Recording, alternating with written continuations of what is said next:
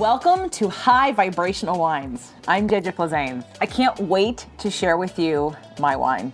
So I'm an empowerment strategist and a network producer of the Empowering Minds Network and a podcast host. So why am I doing wine? Well, I've loved wine my whole life. And I've been wine tasting since I was even 17, driving all through New York and then Italy and all of California, even in Texas and Nashville and Greece. I've been wine tasting all over the world. And as a health professional for many years, wine has some health benefits and wine has some non-health benefits.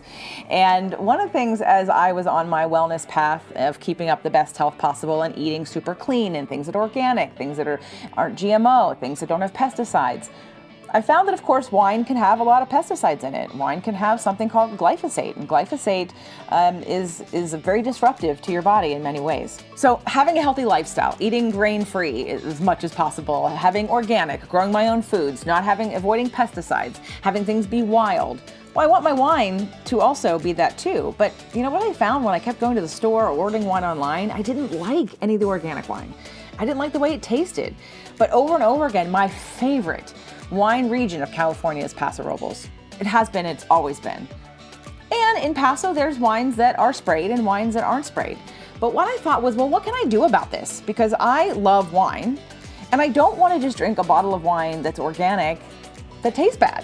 What can I do to the wine that I love? There has to be something that I can do to the wine that I love. And for those of you that are in the vibrational frequency quantum physics world, maybe you've heard of Dr. Emoto. Dr. Emoto wrote a book and did a study, or did the study first, then he wrote the book, on how vibration and frequency affects water molecules.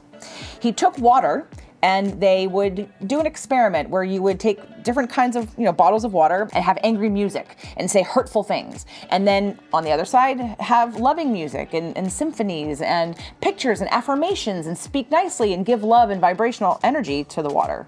And then he would freeze the water, and under a high-powered microscope, he would see the crystallization of those water molecules. And the ones that were talked to badly and had negative energy looked kind of, there was no shape or pattern per se, and it was just a blob. But the ones that had positive energy looked like beautiful snowflakes. And every word and every frequency had a different version and expression of that snowflake of that water. And if you don't believe that that's possible, and I totally understand, think about over the years how many times you've heard when people are gardening, when you garden, that you talk to your plants. Why do you talk to your plants? You're giving them positive energy. You're making a connection with them. Your breath, your energy literally embodies and imbues this plant and this connection, allowing it to give it more life.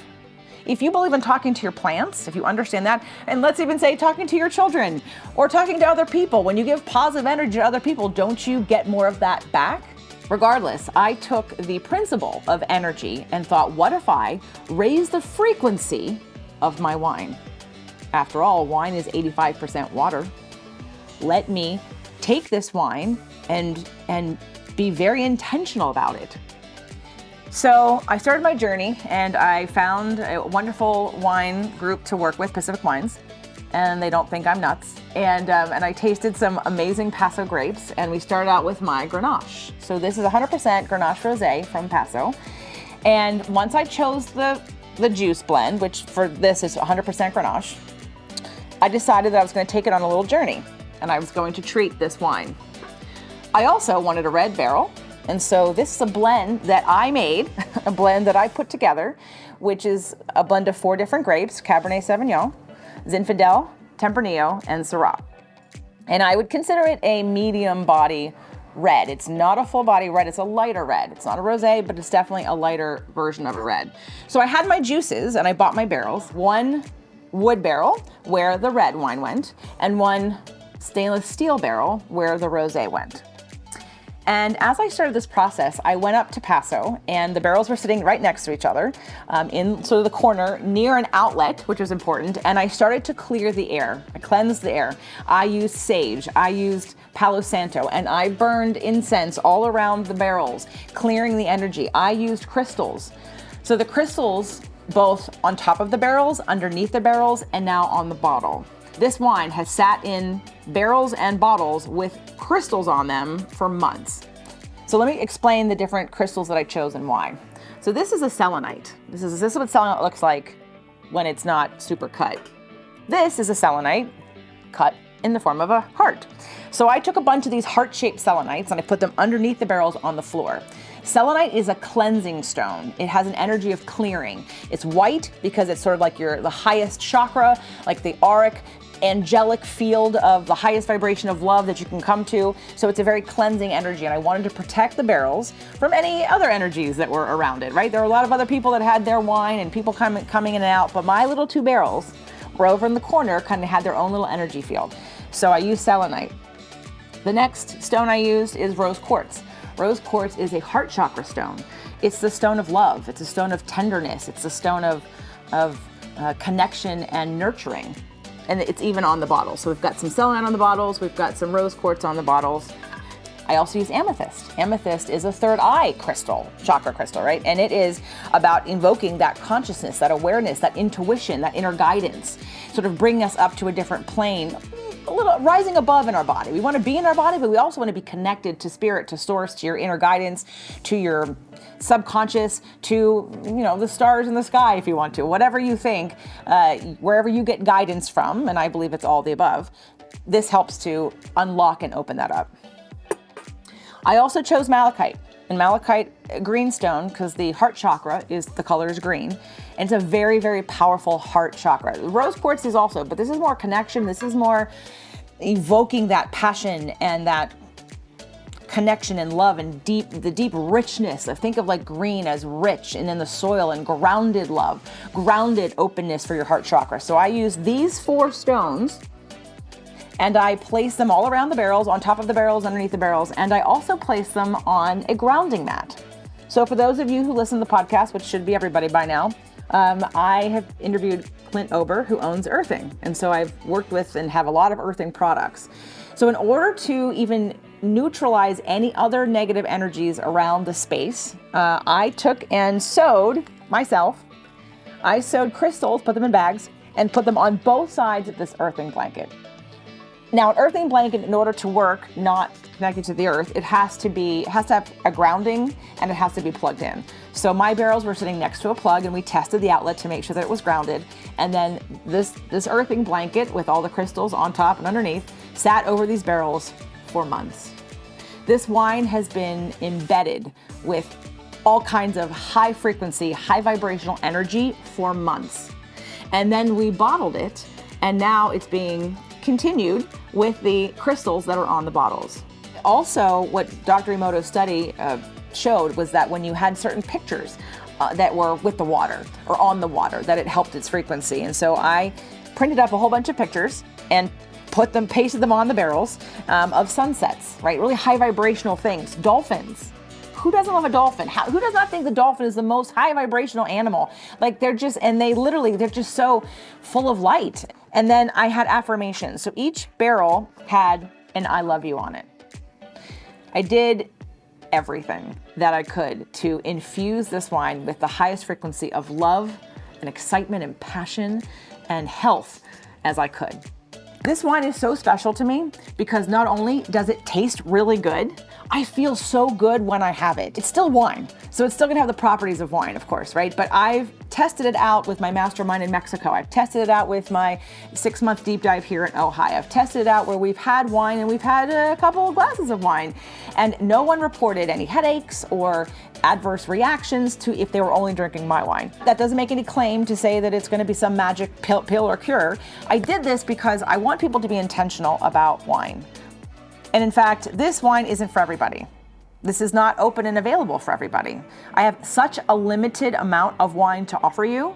I only did 1 barrel of red and 1 barrel of rosé, which means I have less than 500 bottles in order to offer all of you, and I want to keep some too. So this company was originally going to be called Intentional Wines because I wanted people to be different about drinking my wine. I wanted them to be centered and on purpose and in deep conversation and in deep connection and present with people. I'm not using alcohol to numb. I'm not using alcohol to forget. I'm using it as a way to come together in a sacred space. In fact, today I'll be hosting the first Wisdom, Wellness, and Wine Circle.